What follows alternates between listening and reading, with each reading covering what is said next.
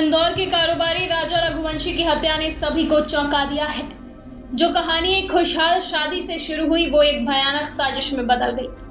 राजा ने हाल ही में सोनम से शादी की थी और हनीमून के लिए मेघालय गए थे, लेकिन वहां जो हुआ वो किसी खौफनाक सस्पेंस थ्रिलर से कम नहीं।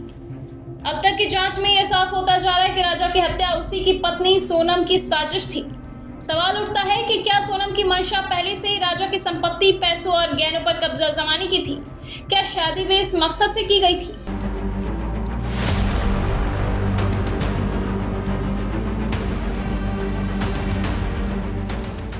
बहुत सारी ऐसी घटनाएं सामने आ रही है सोशल मीडिया पर, लेकिन खबर कुछ वही उठती है जो लगातार जिस तरीके से सोशल मीडिया की सुर्खियों में बनी है।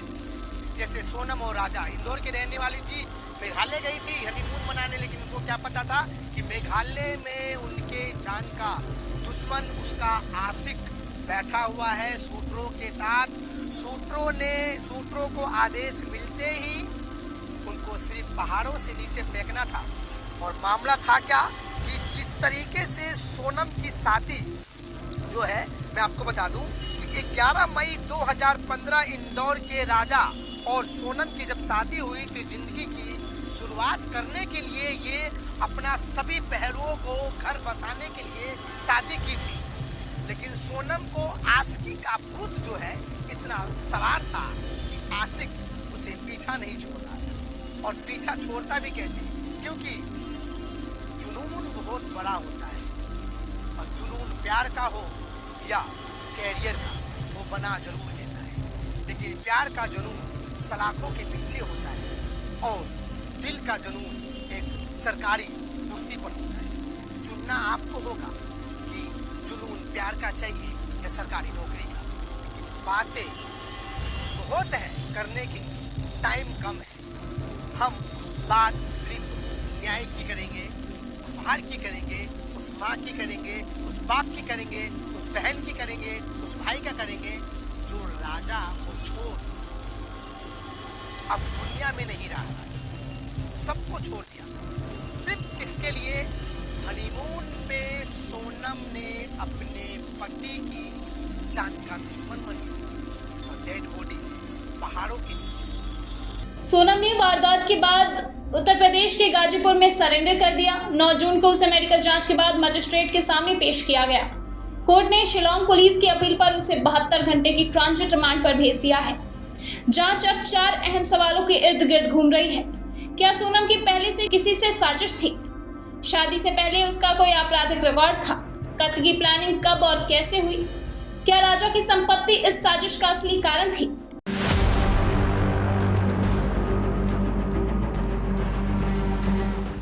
नमस्कार, मैं प्रिंस जायसवाल और आप देख रहे हैं दिल्ली समाचार टीवी।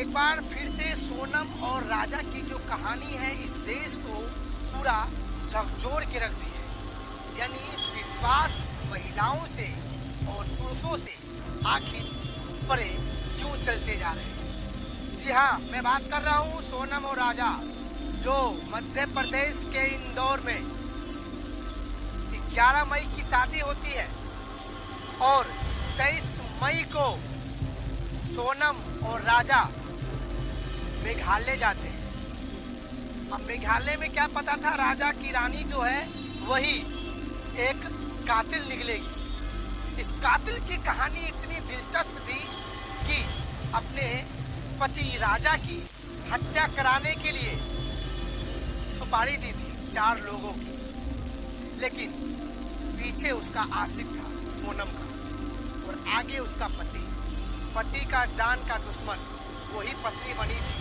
जिसे 7 फेरे लिए थे राजा ने, ये समझकर कि हमारा परवस्ती को अब सोनम ही संभालेगी।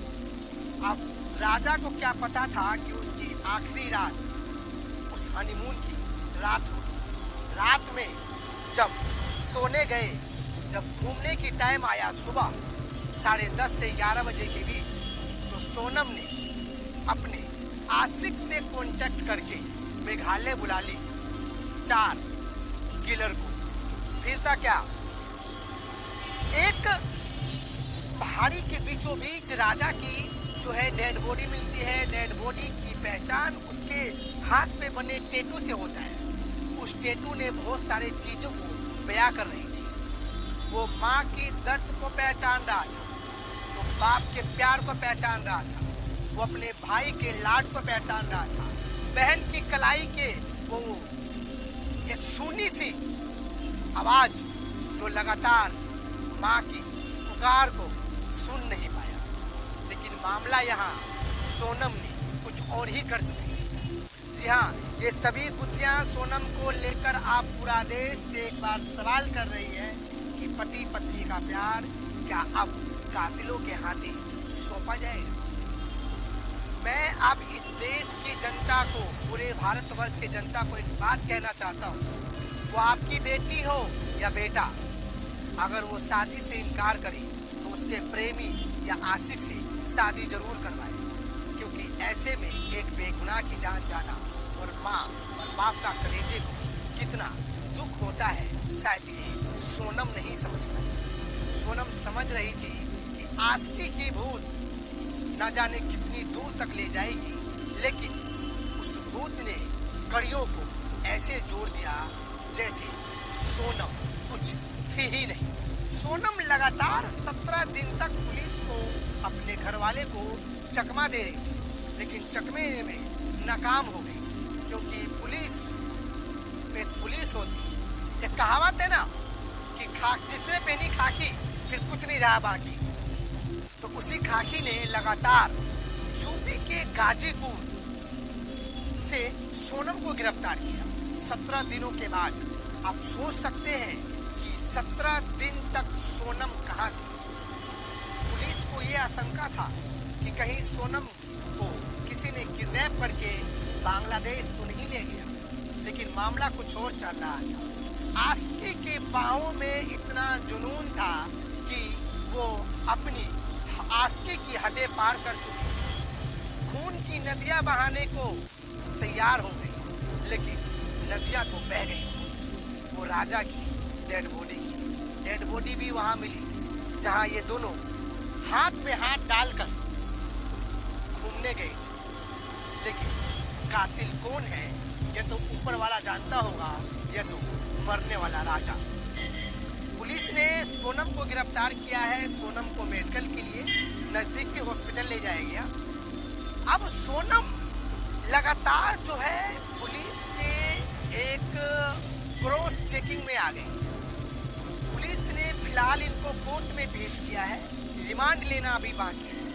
लगातार इस मामले में सीबीआई की जांच चल रही थी। मध्य प्रदेश सरकार सीबीआई की मांग कर रहे थे कि सोनम केस में, राजा केस में जो है सीबीआई की जांच हो, लेकिन सीबीआई से पहले एक ऐसा बड़ा खुलासा होता है जिससे सुनकर आप भी दंग हो जाएंगे कि क्या महिला के पति अब शादी करना क्या गुनाह है, और इतना बड़ा गुनाह कि जो पति की जान का दुश्मन बन जाए।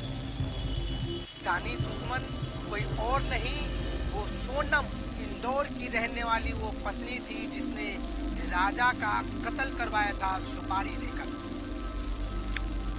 लेकिन सुपारी कहते हैं ना कि एक पान में पड़ता है, एक जान में पड़ता है, लेकिन जान वाली सुपारी वो चबा नहीं पाई पुलिस, क्योंकि उससे पहले ही उसे अरेस्ट कर चुकी थी। अब देखना ये होगा कि यूपी पुलिस के डीजीपी ने बड़े खुलासे किए कि सोनम को पकड़ने में जो हमें परेशानी और कठिनाई हुई है, न जाने वो कैसे कैसे हम जानते हैं या सोनम जानती है। सोनम का एक वीडियो भी सोशल मीडिया पर वायरल हो रहा था, जब वो होटल पे बैठ करके खाना खा रही थी अपने सूटरों के साथ।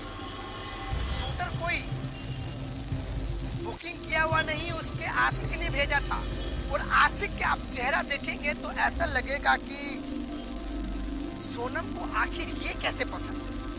जी मैं ये सारी बात इसलिए बता रहा हूँ कि इस देश की महिला, इस देश की पुरुष, इस देश की बेटी समझ सके। समझिए मेरी बातों को।